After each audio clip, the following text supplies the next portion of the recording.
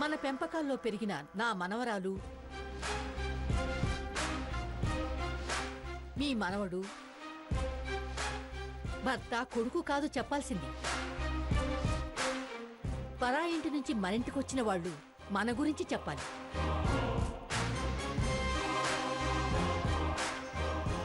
మీ గురించి ఈ అమ్మాయి మాట్లాడగలదా?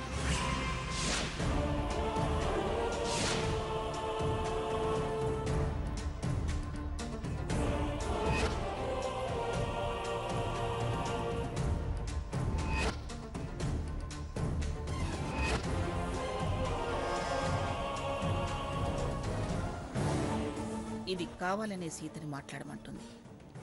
ఎలా అయినా నన్ను హేళన చేయాలని చూస్తుంది. ఎందుకు మాట్లాడాలి? మాట్లాడాల్సిన అవసరం ఏమిటి? అలాంటి నిబంధనలు ఇక్కడేమి లేవుగా. అలాంటి ప్రస్తావనలు, షరతులు నువ్వు పెట్టద్దు. నేనే షరతులు పెట్టడం లేదు. మీరే చెప్పండి, నేనన్న దాంట్లో ఏమైనా తప్పుందా?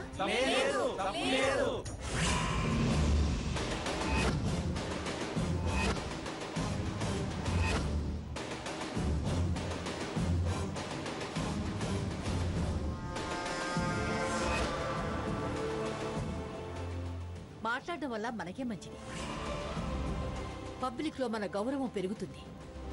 మనం ఎంత ప్రేమానురాగాలున్న మనుషులమో, మనం ఎంత గొప్పగా మానవతా సంబంధాలను కొనసాగిస్తున్నామో అందరికీ తెలుస్తుంది.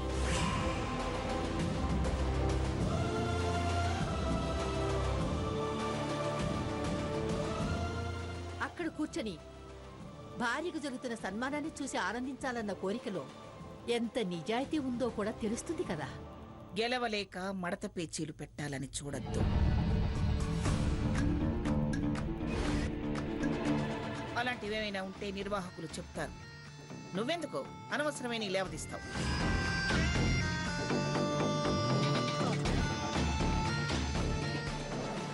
అయినా ఎవరో నా గురించి సర్టిఫై చేస్తే ఇచ్చే బిరుదులు, బహుమానాలు నాకక్కర్లేదు.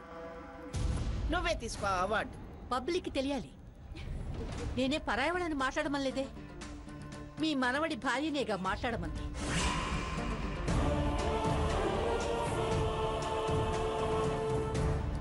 అమ్మాయి, వీరి గురించి, వీరి గుణగణాల గురించి, స్వభావ స్వరూపాల గురించి అందరికీ అర్థమయ్యేలా చెప్పు.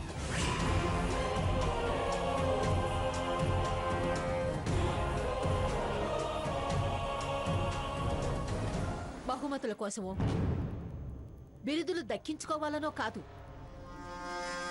దేవుడు సాక్షిగా నిజం చెప్పు.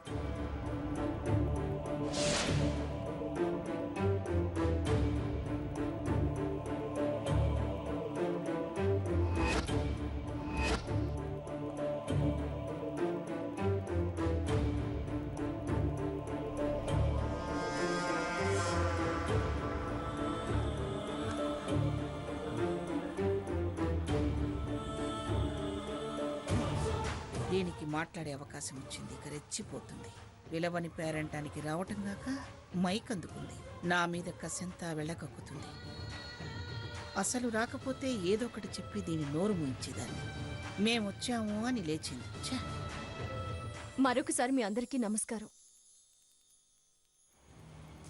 అకాడమీ వారి ఎంపికలో అమ్మమ్మ గారికి స్థానం దొరకడం నిజంగానే మా అదృష్టం. మీరు రావటం నా దురదృష్టం.